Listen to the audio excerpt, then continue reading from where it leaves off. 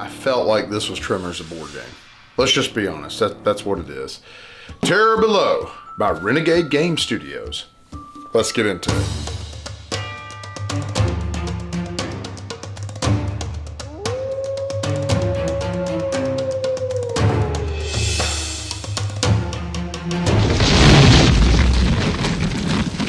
Must be a million of them! Nope, just one. Hey everybody, thanks for coming back to the Dice Odyssey. I'm Kaz, and today we're going to be bringing up Tremors, Terror Below. I swear I just want to say that because that's exactly what this is. Government's been doing experiments out, I think it's in the Nevada desert, and there's a bunch of locals out there that are trying to, collect bounties for the government, hunt down, these...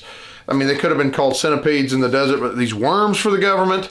There's all sorts of fun, little crazy, wacky, campy stuff going on in this game. I'm going to show you a little bit about how this plays, and then I'm going to get you back to our final thoughts. In Terror Below, your main goal is to be the first player to 20 points. You'll accomplish this goal by capturing worm eggs and delivering them to gain bounties at the different locations on the board.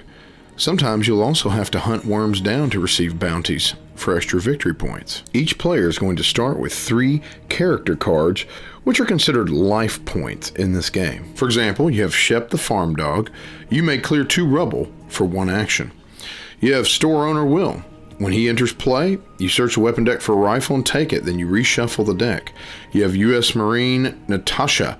Every weapon that Natasha uses deals 2 additional damage, and so on and so forth. As a player, you'll also put your vehicle at one of the locations on the board. You cannot share space with another player at any place. You'll track the worms' locations by these target tokens. When you place new worms out on the table, you'll follow the numbered sequence on the card to help determine the location they start. For example, this blaster here will start at row 4, column 1.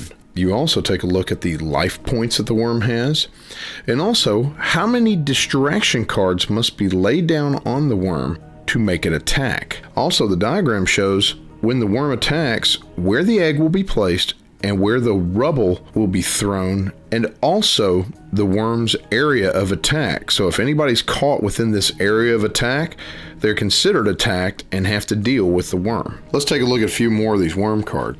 You've got boomers. As you see from the diagram, the boomers attack with a broad spectrum. You have Miss Tentacles. Typically she attacks with diagonal attacks. And also you have the dreaded Queen. She throws out 4 eggs and she has a very wide area of attack. Now, if there are any kind of restrictions keeping you from placing a worm on the card's coordinates, you'd roll the dice, figure out where to place it from there. Now, there are a number of weapon and item cards in the game that you can collect. You have the hunting rifle. During a worm attack, discard this card to roll 2 dice. Deal damage equal to the higher of the 2 dice. You have a pistol. Discard to gain 1 victory point. Cause another player to discard a hat item or discard to deal 2 damage during a worm attack. You even have an alien snare gun. Discard when adjacent to another player to steal an egg of your choice from them. And so on and so forth. Let's look at the item cards. You've got the Stink Bomb. On your turn, discard to move another player's pawn up to 3 spaces, gain a victory point. You have the Black Hat. When you play this card, gain 1 victory point. Gain an additional one each time you kill a worm. You have a Seismograph. On your turn, discard this card to play a vehicle card face down under any worm as a distraction, gain a victory point, and so on and so forth again. Now, you've got vehicle distraction cards you'll play on worms. At the top left, it'll tell you how many action points you'll be able to use for that turn, as well as at the bottom show you any special abilities you may be able to resolve and the distraction directions you'll be able to move worms. Now at the top of the board, you've got different kinds of bounties you can collect as long as you fulfill the requirements. For example, you have this delivery bounty. If you deliver an orange egg to the hospital, you'll score 4 points. There's also the hunting bounties. For example, this one says if you kill a screamer worm, you gain 6 points. And whenever you score these, you just place them under your character cards. Now to start your turn, you're going to play a vehicle card on a worm. We'll go ahead and play the bicycle down on the blaster. Now the first thing you'll do is you'll resolve the distraction movement. In this case, we're going to move the number 1 target token up 1 and over 1, but it's going against a wall, so we can't move it there, so it stops. After distracting the worm, you then perform your actions. And you've got several actions that you can do. They all cost 1 action point. On my turn, I could move 1 space, ramp another player. This basically just means jumping over them. orthogonally. Now, you can't move into any spaces that already contain rubble. But for another action, you could remove adjacent rubble. Rubble's important because once you've gained 3 of these, you can now turn those in and choose to take an item or weapon card. You can pick up all eggs in your space. Of course, this will end the action phase. Or you can go ahead and deliver an egg to one of the different locations on the board. Now, you can deliver eggs even if there's not a bounty represented. You'll gain a delivery bonus either way. For example, if you deliver to the general store, you'll draw an item card. To the motel, you'll gain a victory point token. State police, you'll draw a weapon card. The government facility, you can draw a card from the bounty line or from the top of the bounty deck and then place it face down near your leader card. This is now considered a hidden bounty. Or you can deliver one to the hospital, and if you have a dead character in your squad, you can bring them back to life. Now, if you happen to deliver an egg without a bounty, no matter what, you'll still gain a victory point. Also, you may only complete 1 bounty per egg, even if 2 bounties of the same type are displayed. Once you've taken all of your actions, you now resolve anything that was on your distraction card. For example, with the bicycle, you'll now play a vehicle card face down as a distraction. And now you'll go ahead and refill your hand to 3 cards, and then you'll check for the worm attack. If there's no attack, no worries. But let's just pretend that a 3rd card had been placed on that blaster. If no one's near it, it'll just place an egg and throw a bunch of rubble around according to the coordinates. But if one or more players are within those zones, they now have to fight the blaster. Don't forget, when placing rubble, there's only a maximum of 2 that can go into any space. Quick note, a player inside a location can't hunt nor be attacked by a worm unless that target token lands exactly on that space. When the worm attacks, you now have the ability to try to defend yourself with item cards or weapon cards. Now you have to deal damage enough to defeat that worm. If you do not, your leader dies. If your leader dies, you drop all rubble and eggs you're carrying onto your current space. Any active item or weapon that is near your leader is also discarded. Then you remove your player pawn from the board. Your character card's flipped over. Now you choose a new leader from your remaining squad and place it on top of your remaining characters. On your next turn, you can put your pawn back on the board in an unoccupied location of your choice. But don't forget, if an entire player's squad is killed, it triggers the end of the game, and the remaining players get at least 1 turn left to play. If multiple players were caught in the same worm attack, the last player to take a turn has an opportunity to attack the worm first, followed by the next player in clockwise order. The player that ultimately deals the killing blow receives credit for defeating the worm, and whether or not you kill the worm, once a worm has attacked, you then remove that card from the board, you pull a new worm card out, and reset their location. And that in general is how you play Terror Below. The game board is also double-sided. On the other side, you have a canyon in which you can use to actually do daredevil stunts for extra victory points if you want to play that way. There's also an upgrade box you can purchase called the Hidden Cache. It comes with a new worm type called Tinkerbell, has new items and weapon cards, or it's got the ramp. On your turn, place this card face up near the board and gain a victory point. Retrieve the ramp token and place it onto any space next to the canyon. Any player ramping the canyon when starting from the ramp space does not have to roll a die, which helps with not having to push your luck so hard. You also have a new character card, FLGS owner Anise, brick and mortar. When you complete a bounty delivering to the general store, take another turn after your current one is over. That's a pretty powerful card. You also come with a really nice worm mini, which can be used for extra effect. There are also different wooden component upgrades to the board. You also have a new tank pawn that you can use. It also comes with these glow-in-the-dark eggs, which replace the blue ones you already have in the main game. Now let's go ahead and get back to our final thoughts.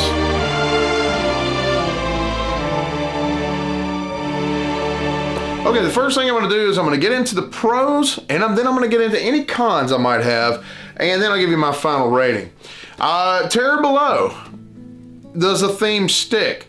For me, I don't feel like this was a pasted-on theme. I thought that in some respects they nailed that campy feel of the theme. You know, if you're going into this for serious, you know, strategy stuff and you're trying to take this very seriously, I don't know, you may not like the game, but this is just a straight camp flavored pick up and deliver, you know, hunt down the worm style game. So on the theme, I feel like it delivers. If you're a fan of the movies, I mean, it's at least gonna help you like the game better. At least in my opinion, it definitely did for me. You may even start quoting the movie. I definitely did. I kept using a Burt Gummer quote that I really love. It's when they're, he and somebody else were trying to, make these charges, make these explosives, to combat the worms. And he's like, here, man, take my fuse. And the guy's like, what kind of fuse is this? He goes, cannon fuse. And the guy's like, what the heck do you use it for? For my cannon. Because, Burt is a survivalist. He's got 50 billion guns on his wall when the worm busts into his room. And at times, you can really feel like Burt Gummer, especially with the amount of weapons you can amass in the game. Worm breaks into your house. You're going crazy on them, and you might be able to take them down because some of those suckers are tough. Now, I will say, I had a friend of mine online, and if he might be watching this video, who he didn't care for the game all that much. He said that he couldn't thematically make certain things work. Like, why would you deliver, I guess, worm eggs to the general store? And I just thought back, for me, I thought back to that first movie where, the graboid, the tentacle had grabbed onto the bottom of their truck, and they end up eventually finding out, oh my goodness, this thing is stuck on our truck. They get it off and they sell it to the general store owner there. And the general store owner used this ripped up, it looked like a giant eel or something, this ripped up thing for people to come in and take pictures, and he get paid for it. You know what I mean? So it's like, to me, I made that work because I'm delivering an egg to the general store. Dude's buying them off of me for a cheap price. He's making money on the back end, Production quality. Production quality is fantastic. I really, really enjoyed the board. I like the artwork. I also like that the game was very simple to learn. I also really like the time frame. For example, we played this again last night, and we played it 2 times in a row, I think in the space of 2 hours, I want to say. I think it was only about 2 hours, and that was teaching a new person as well that joined in the game. Every now and again, you're kind of mapping things out a little bit, but it doesn't take that long, and everybody's kind of into it anyway, especially if that person makes a worm come towards you. You're watching the board, trying to figure out what's going on, and so you're constantly engaged in this. Not once was I bored, and I had so much fun the entire time. Somebody actually used the pistol to shoot a hat off my head because the item cards can be pretty powerful too, and I had a hat, I think it was this one here. I had the white hat, which all your weapons gain 2 additional damage. I don't know why. Maybe it brings the sun out of your eyes. You're able to get better aim, But I was using that to take worms down in one of the games that I was playing, and somebody said, I'm done with you using that hat because you're just tearing them up. Blam! Shot that sucker off my head with their revolver. There's a little bit of take that in this game. I remember one time I sent a worm after somebody, and it popped on my first turn, and it was the next person's first turn, and I made it pop on them, and they got killed immediately. You got 3 characters, and I like the fact that if one dies, you can start using another power. That was actually very interesting to me. I almost at times wanted some players to die so I could start using another power that I had, but I couldn't access because they were not my leader. And I'll tell you one thing, I got one game where I won, where we had 2 queens on the board, okay? And I had Shepherd Old George, and if you take his character and a worm attacks you, you can sacrifice. It's like a self-sacrifice. I guess, I don't know if he had a bomb strapped to his chest or what. Maybe the worm choked on him. I'm not sure. But you can kill a worm in one shot. And I actually ended up using that on a queen, which was amazing, okay? And I was able to get a ton of points because they're normally worth 8 points. And there was also a bounty out there for 4 points of any worm. And I was able to actually win the game because I'd already had 9 points. You have to get 20 to win. And so I like the swings that you can get at times by doing that because it just makes it more thematic and exciting and fun. You're not sure who's going to win right away. There's so many multiple paths of victory. It was so much fun. I also like the canyon side because the board's double-sided. I love the fact you can actually, press your luck, try to jump the canyon. We have people crashing and burning in the canyon. You have to spend a high dollar card and then you're rolling dice. You may or may not make it, so, but you're going to get a victory point for being a daredevil. I thought that was cool. It added more flavor to the game, and to be honest with you, that was my favorite side of the board. I thought this worked well at 2 and 3 player counts. 4 player counts good. But once you start getting past about 3 or 4, it takes a while to get back to your turn, and a lot of bad stuff can happen in between those, Now, I did have a couple of negatives. One thing in particular is I mentioned the 2 queen thing. Well, if you get worms that aren't popping right away or people are not placing on them fast enough, this might be more of the fault of the player than it is actually the game, but especially with the queens that take 5 cards to make them pop, that takes a while. Well, if worms are not popping out and doing attacks, you're not getting a whole lot of rubble on the board. And rubble is like at a premium at times. It's almost like your economy, it's your money, right? And so sometimes we found ourselves, and we played multiple games, we found ourselves in multiple games running out of rubble too quickly. You know what I mean? And so there were times where you just couldn't do a whole lot, and sometimes the eggs wouldn't always pop. Now, another negative I had, it's just a personal thing. If you're gonna give me standees in the game, don't let them get in the way of the game. This thing goes up to 5 players. You got 5 people crowded around the table. You're not gonna want these sitting around the board getting in your way of doing things. I did get the little upgrade box. I was at Gen Con when I got this. They taught me into it. I picked it up. The expansion box is not necessary. It's got some cool stuff and it's got some nice little upgrades, and it's not a con really, but it's kind of like, you know, if you want it, you get a cool little worm miniature. I will say that whenever a worm would pop, a lot of times we would stick this miniature out in that area just to give it a little more thematic flavor. So this is cool, but it's not worth 20 bucks in my opinion, okay? And there was other things in there. There were extra cards and weapons and stuff. That's cool, that's fun, it's just more stuff, but I didn't really do anything for the game to change it up much, you know? So overall, it's a fun, campy, silly game. We had a blast at the table. This one's one I really feel like could come out a lot. Anyway, what do I give this on a rating? I would give this about a 7.5 out of 10. I had a lot of fun with it, and I could see that number raising as time goes on and more plays, really. I really think Renegade Studios really knocked it out of the park with this one. This one's a lot of fun. So go check it out. Anyway, thank you so much for watching Dice Odyssey. Did you get a chance to try this out yet? Did you get to play it at Gen Con? Anyway, please also remember to like and subscribe. It does help our channel out tremendously. So anyway, thank you so much. You have a blessed day, and game away. This video is brought to you by Fallen Dominion Studios. Check out their website at fallendominionstudios.com.